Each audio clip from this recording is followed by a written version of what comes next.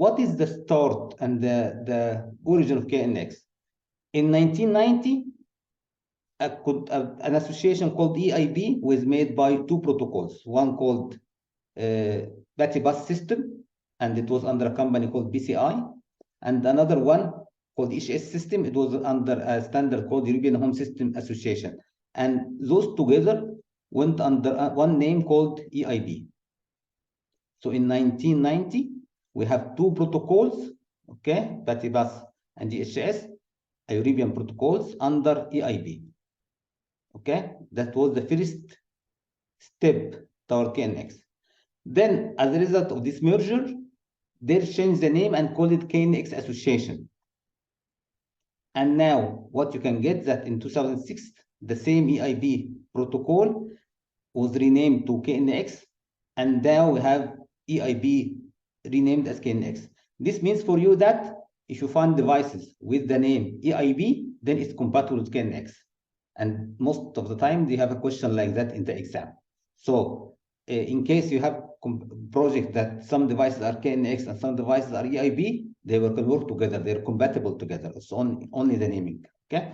The only difference that in 2006 they named EIB to KNX, and they have the KNX Association in Brussels. Okay. In Belgium, and this was the birth of the KNX Association. Okay, what is the activities of the KNX Association? I mean, what are the roles and the things that the KNX Association are doing, and what are the activities they are not part of? So you have to know both, because most of you also will get a question in the exam about that. Let me start with telling you what the KNX Association is not doing. Okay, KNX Association is not manufacturing devices. So they don't manufacture devices. They don't have factories to manufacture devices. They do that via KNX partners. Okay? Since they are not manufacturing devices, then they are not fixing devices or repairing devices. Okay? So they are also not repairing devices. They're not testing even the devices. They do that via testing labs. They don't do the training directly, training people for KNX. So they don't give the training that we're having now directly, but they do that via training center. Okay, so they don't manufacture, they don't give direct training for the KNX certified courses, and they don't repair devices. So what are the activities of KNX Association? Let's go for that. First, they do technical development. Meaning what? Meaning I am going to produce a device, and I need your support for the device. I get the technical development from them. They come each few years getting with a new standard. They're developing their technical and technology for the new standard. Like an example, a few years ago, they came with IB Secure.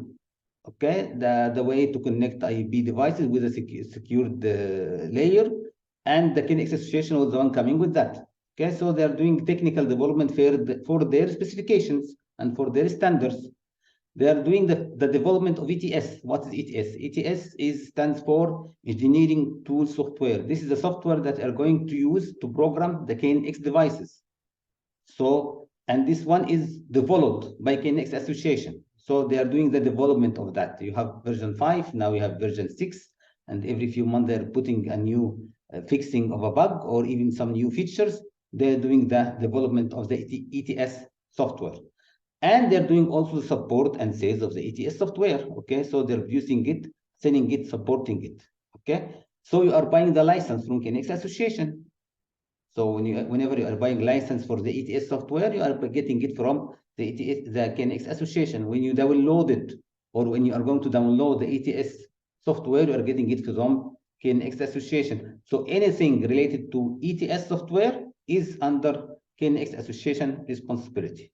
Okay. Product certification, meaning that I'm going today to make a product under KNX, and I want to make sure that this product is carrying the KNX logo. Okay, so they do certification. They help me to get my device certified as a KNX device. Okay, they do also promotion of KNX training. So they start doing some kind of ads. They put why you should take the training. They give us the material of the training, all under KNX Association supervision. Even the training you can find on the KNX Association website. You find us as a certified training center under their website. So they're doing the promotion of the training itself. Okay. They're encouraging the setup of national groups. What are national groups? National groups are group of people in each country, each area that connect together on the social activities with the core interest of KNX. So you are a KNX expert and I'm a KNX expert. Then let's get together. Let's have a chat group, or let's do some kind of meetings each month, or webinars each few months. Let's talk more about KNX. Teach ourselves, teach each other about KNX. This is called national groups, and you can find the national group of your country under the KNX Association website. By the way, the national group on the Middle East is in Dubai. Okay, this is supporting the Middle East. Also, promotion of scientific partnership. So let's say I want to develop something, or there is someone coming with new technology that I want to partner together to do more R&D or researches. I want to partner with some kind of university to get their doctors and scientifics to do some research with me. So I partner with those to do more scientific partnership. So also this part of the KNX Association responsibility. Okay, I do technical support for manufacturers. So I manufacture for KNX devices, and they have some issues I'm facing. Maybe something not working well, maybe something that I want to develop more. So where should I go? I do go to KNX Association, and they can give me some technical support or technical support for this as well. They help in the KNX conformity test. Conformity test is a test that devices that is produced for KNX should pass. Okay. KNX Association does not do the test, but KNX Association is certifying what they call accredited test labs, and those test labs which are certified by KNX and accredited by KNX, they do the conformity test. So KNX Association put the standard of the test, and then they choose some labs, and of those labs pass some specifications and some, let's say, test.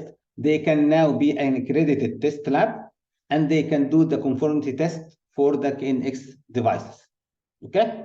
By the way, this is like the training. KNX Association is not doing the training itself, but they certify some training centers, so the training centers can do the training which are put under the KNX Association. So KNX Association put the training agenda, they put the material together, they specified what should the test include, and then they choose and give the availability and give the opportunity for other training center to join to be a certified training center under KNX Association. How to be certified training center? Have to get a certified tutor, passing the exams, and then getting a lot of approval from KNX Association to be a certified training center and do the training that we are doing today. Last thing is the marketing activities. They are doing a lot of marketing activities. They don't go to shows, they go to fairs, like let's say Light and Building in Frankfurt, one of the very famous fairs of KNX devices and manufacturers, by the way. I think it's normally it's done in Frankfurt around October or November, by the way. So they do this kind of marketing activities. They put ads, they put the new webinars, they teach people about KNX. Okay, this is what KNX Association is doing. So it's all mostly around training itself, material of the training, supporting the manufacturers, and the marketing activities of KNX, and of course the ETS. Okay, developing and producing of ETS and selling ETS license as well. Are the system specification of the KNX. Okay, KNX has two modes, or the device of KNX, they normally come in two modes. A mode called S system or S mode, and this is the one that we'll be using a lot, and devices that come under a specification called E mode. E mode is a very simple configuration system, mostly for plug and play. So an example, if you want to connect this light in the ceiling to an actuator, let's say a relay on off, and then you want to have a button or a keypad in the room to tell the relay to control the lights. So this keypad or button or sensor is connected to this relay that's controlling the light. In the E mode, mostly you can just control, you can bind them together using, let's say, pressing here 3 buttons together and here 3 buttons together or something like that, and then automatically they will be bound together, and that's it. This is the E mode. This is suitable for what? For very small projects, devices that need to be programmed in a simple way, and when you don't have someone to do programming for yourself.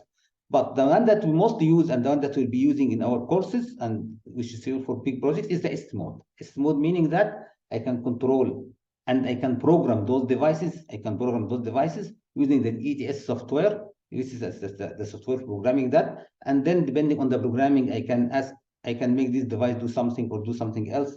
This is the S mode device. Okay, so what we have is two modes, the S mode and E mode. E mode is suitable for small projects, which is mostly something like a plug and play, and S mode is suitable for projects that are bigger, and you need a PC for that because you will be using the ETS software to program the devices using the ETS, in case of S mode, of course. Okay. Good. So as we said, this is the S mode and E mode. For the S mode, I will need the ETS software. This is the one that does the programming. Okay. I'm doing the programming and the devices are controlled. In the KNX, there is no need in the nature on the native KNX, there is no central controller, by the way. Okay. It's depending that each device has its own microcontroller and they can connect together. So I can control the keypad to work with the actuator. Okay, they are together. They have the logic here and the logic here, and they work together. So normally, I don't need a central controller. When I need a central controller, when I need to, let's say, connect devices for a visualization software, then I need a controller or a gateway for this software. But normally, I don't need a controller in your native installation. And then you have push buttons if you want. LTE, by the way, if someone asks, this is a standard for AC. Okay, how those devices are connected together? They connected via 3 ways of connections. Okay, so the devices of KNX will be connected either by TP, twisted pair, which is a cable that there is a chapter mostly talking about this cable, by the way, the TP, twisted pair. I can also connect devices together using IP network, and I can connect using RF. Okay, so I can have the TP. This is the most famous one, and most of the projects are at least centralized around this one, around the TP. I can also use an extension or to connect the device using RF, radio frequency, and there is a chapter explaining this in details. So I can still have wireless controls, wireless device connected together using RF. Normally, what I do, I have a project, then the main project is using TP, twisted pairs, and then maybe in some areas I cannot put cables. In this way, I can use the RF extension. So the project is part of TP and then part of wireless RF, and then even maybe a different part using IP network. IP network here meaning that I can use the Cat6 files or Cat7 files, the UTP files, or I can use Wi-Fi even, or I can use even fiber to get devices for longer distance and even higher speed. So in many projects, you have the TP as the standard that you want. Sometimes you connect different areas together using high-speed connections like the IP connection. And if you have an extension that you cannot pull cables, like let's say a museum or something that you cannot penetrate cables or put cables in, then you might go with the RF, the radio frequency. And we'll have more details about this in the coming chapters. Those devices that connect, let's say, TP device to RF device, or TP media to RF media, or to RF media to IP media. So from one media meaning here the connectivity media, by the way, it's not related to multimedia at all. And there's a question that sometimes comes the exam saying that you can control using the media gateway, you can control, let's say, multimedia and stuff. It's different here. Okay, those devices called media coupler. So if I have a device that will allow my network to connect TP devices with RF devices, the device that will make this connection called the media coupler. Okay, so if in case of a TP RF, then it's a TP RF coupler, which is under a name of a media coupler. Okay, and normally it's a simple device. If the device will connect my TP network to the IP network, and we'll see this in the practical, by the way, we'll see the devices at least. So the device will have in one port a TP part, an interface where I can put a cable, a TP cable, twisted pair cable, and the other interface, the other face that I will put an IP connection or some maybe even an RF connection in case of RF TP. Okay, so one direction it will be one media like TP or RF IP, and then the other direction will have the other media. Okay, so and this device called media coupler. What are the fields of application for KNX? Everything. So I can control light, monitor light, blinds, security, of course, maybe like intrusion detection, energy management I can do, HVAC, monitoring, metering. We explained this in the introduction session, of course. So everything I can do and monitor and control using the KNX. Why KNX is so successful? What are the successful figures? What are the figures that shows us that KNX is very successful? First, you have millions of installed products because you have hundreds of thousands of projects, by the way. Like we said last time, in Dubai airport only, there are more than 7,000 devices. Okay, so you have millions of installed products, mostly with no complaints. Thousands of KNX registered and certified products. So the products that certified under KNX is thousands of products because you have more than 500 manufacturers, members doing products for KNX. Okay, so you have hundreds of manufacturers doing thousands of products which are installed in millions of projects. You have more than 500 certified training centers like our center. So people that knows the know-how of the KNX via their certified center, and those certified centers are training people. So you have a network of manufacturers and experts doing the training that's covering the whole world. You have, for now, 17 international test labs. Test labs, as we said last time, they're helping in testing the devices, giving the conformity test. Okay, you have hundreds of thousands of implemented projects, maybe millions now. These are the success figures for KNX. It's everywhere. It's a standard that's covering worldwide with projects really worldwide with millions of devices, millions of projects, and hundreds of manufacturers and training centers. So if I'm selling to someone KNX, what are the main value proposition for KNX? What are the main features of KNX?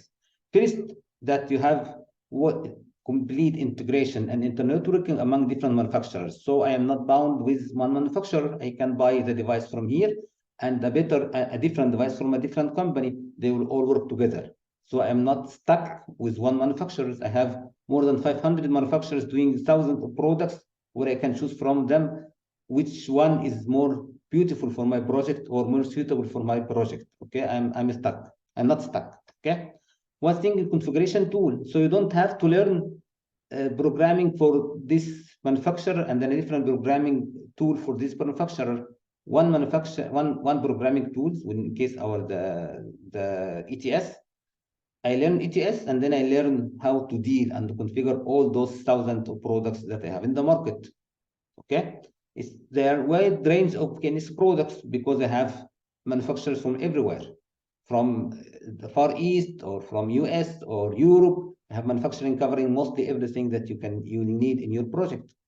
Backward compatibility. So KNX is proudly saying that in the past 30 years, we did not detect any single incompatibility among the devices. So during the past 30 years, every device that has the KNX or IB logo on it will connect to the different devices that have the same logo on it with complete compatibility. So you don't have to worry about getting devices from different manufacturers and then worry about if they work together, because they will work together. Okay. Energy efficiency, because KNX devices consume very low ampere of energy, so milliamperes, okay, sometimes even microamperes.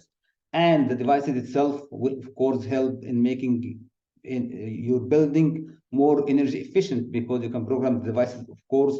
Let's say in case there is no movement, let's cut the power from this area. When there is no movement, let's turn off the AC if there is no one in the building. So by using the devices of KNX, you can have a better efficient way to manage the power consumption and the power in your building or in your villa or project. So these are the unique value proposition of KNX. These are the things that make KNX different than any other protocol that you can see in your area. Any questions, just send it us, and I will see you in the next session, inshallah, Rabbil Alameen.